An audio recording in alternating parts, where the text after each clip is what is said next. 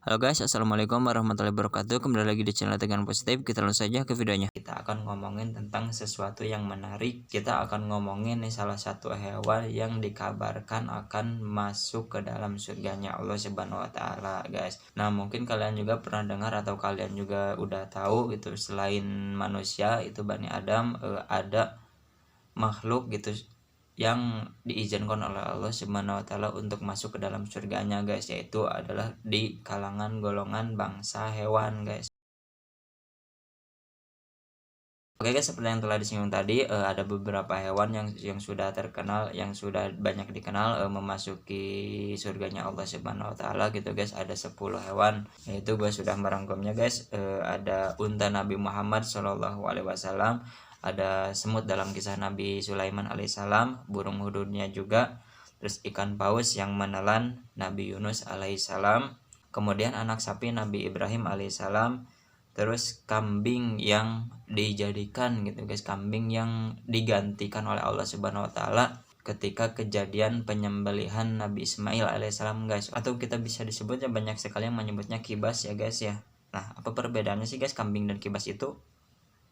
Nah, kemudian ada sapi Nabi Musa alaihissalam, yaitu sapi yang ada di kisah Nabi Musa alaihissalam. Sapi ini yang dimiliki oleh anak yatim itu ya, guys ya, kisahnya sudah terkenal.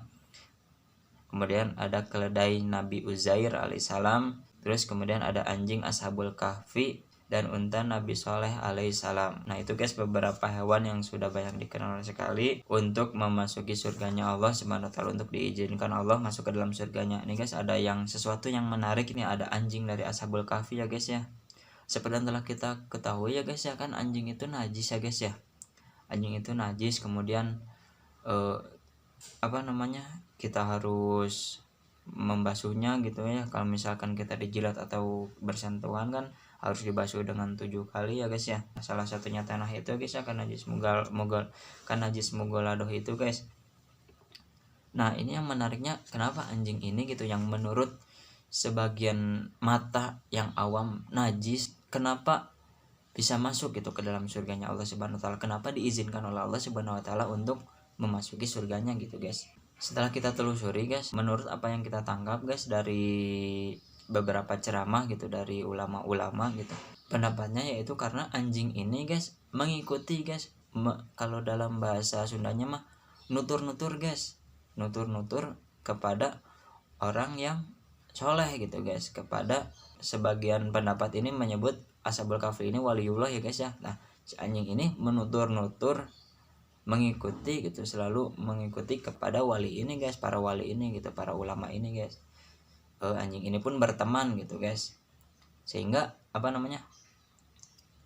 mungkin ini menjadi salah satu, guys, alasannya gitu, guys, alasan Allah Subhanahu wa taala mengizinkan anjing ini untuk masuk ke dalam surganya, tentu saja dengan ridhonya gitu, guys. Nah, guys, ada juga dalam ceramah, gue mendengar salah satu ceramah yaitu karena anjing ini memiliki cinta, guys, karena memiliki cinta kepada para ulama, guys, sehingga dia dengan senantiasa gitu, guys, menemani gitu para ulama ini kemanapun pergi gitu, guys, sampai-sampai kan ditemani ke dalam guanya gitu ya, guys ya, ke dalam guanya, sehingga anjing ini dalam bahasanya mah kecipratan, guys, kecipratan karomah. Karena ini kan ada yang berpendapat ini juga wali ya, Ashabul Kahfi mempunyai karamah ya, guys, seperti yang telah kita ketahui keramat si anjing ini teh, kecipratan keramatnya gitu, guys, sehingga mungkin itulah yang menyebabkan di anjing ini masuk, sehingga mungkin itulah yang menyebabkan anjing ini masuk surga ya, guys ya. Nah, ngomong-ngomong kecipratan keramat ini, guys, kan dalam kisahnya Ashabul Kahfi ini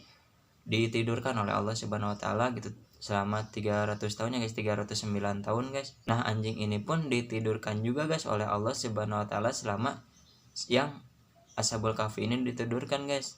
Kan tidak mungkin ya, guys ya, kalau anjing ini ditidurkan selama 309 tahun, mungkin ya sudah menjadi tulang belulang ya, guys ya. Sehingga Ashabul Kahfi ini gitu diutuhkan oleh Allah Subhanahu wa taala selama 309 tahun, dan anjing ini pun masih utuh juga selama 309 tahun, guys. Nah, itulah mungkin salah satu kecipratan ya, guys ya. Salah satu kecipratan karamat, guys. Jadi sama-sama gitu, tidak menjadi tulang berulang selama ratusan tahun itu guys. Nah ini juga guys menjadi salah satu mungkin nasihat untuk kita semua guys, seberapa belangsaknya kita ya guys ya, belangsak dalam artian diri kita ini penuh dosa gitu guys, tapi jangan kecil hati guys, kita harus mendekat gitu para ulama gitu, mengikuti para ulama seperti yang dilakukan oleh anjing ini. Ini bisa menjadi contoh gitu guys kepada kita gitu, yang merasa gitu banyak dosa, berlumuran dengan dosa dan kesalahan gitu. Mungkin ya ini menjadi nasihat untuk kita guys, kalau kita gitu bisa mengikuti dan menuruti ulama gitu guys, tidak kecil kemungkinan gitu guys kita juga akan mendapat rahmat Allah Subhanahu wa taala gitu, dan yang nantinya kita dimasukkan oleh Allah Subhanahu wa taala ke dalam surganya dengan ridhonya gitu guys, seperti yang Allah lakukan kepada anjing ini guys, kepada anjing Ashabul Kahfi ini. Toh ini pun anjing gitu guys ya, anjing yang menurut mata awam tadi najis bisa masuk surga gitu, apalagi kita gitu guys sebagai manusia gitu guys, ketika kita mengikuti ulama masa kita tidak masuk surga gitu guys. Nah mungkin seperti itu ya guys ya, nasihat mungkin yang dapat kita ambil gitu dari kisah Ashabul Kahfi ini, dari anjing Ashabul Kahfi ini gitu guys. Wallahu alam bisawab. Oke guys, mungkin cukup sekian video kali ini, video tentang anjing Ashabul Kahfi gitu, anjing yang dianggap mungkin oleh orang sebelah mata sesuatu ketidakmungkinan untuk memasuki surganya Allah Subhanahu wa taala guys, tapi untuk Allah, bagi Allah tidak ada yang tidak mungkin guys, sehingga kita mungkin semoga bisa dapat kesimpulan gitu guys, kita bisa mengambil hikmahnya guys dari kisah ini gitu guys, dan kita pun jangan kecil hati gitu guys, seperti yang telah kita katakan tadi, jangan berkecil hati gitu guys, misalkan diri ini banyak dosa gitu guys, diri ini banyak kesalahan, mendekatlah gitu kepada ulama gitu, mendekatlah kepada orang-orang yang alim, sehingga kita insya Allah diselamatkan gitu, Allah SWT dibersihkan dosa-dosa kita guys. Oke guys, sukses untuk kita semua, semoga bermanfaat. Wassalamualaikum warahmatullahi wabarakatuh.